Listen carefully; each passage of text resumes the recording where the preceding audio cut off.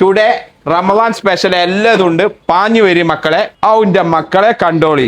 Ramadan special cutting കണ്ടത് ഐക്കോറ ഇതാ ഇങ്ങനെയാണ് സ്ലൈസ് ആക്കി കൊടുക്കുന്നത്.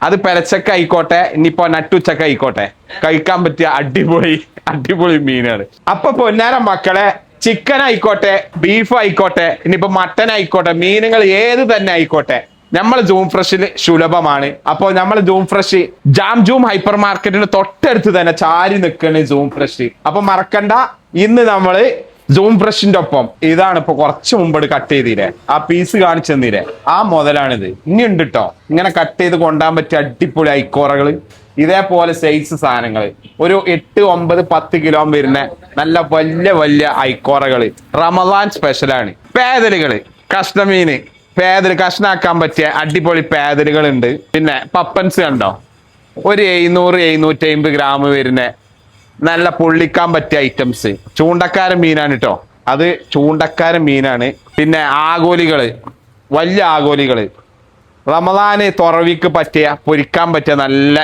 ആഗോലികൾ. പിന്നെ പെരച്ചിക്ക് പൊരിച്ചാൻ പറ്റിയ കഷ്ണമീൻ എന്തൊക്കെ അറിയണ്ടേ, ഇതാ നല്ല റോസ് നെയ്മീനുണ്ട്, അമുറുണ്ട്, പേദലുകളുണ്ട്, പിന്നെ വലിയ തിണ്ടകള്, മോദ, ഒറിജിനൽ നെയ്മീന് മോദയുണ്ട്. അപ്പം ടുഡേ സ്പെഷ്യല് എല്ലാ ആയിട്ടുണ്ട്. റമദാനായിട്ട് ജൂം ഫ്രഷിക്ക് പോരി.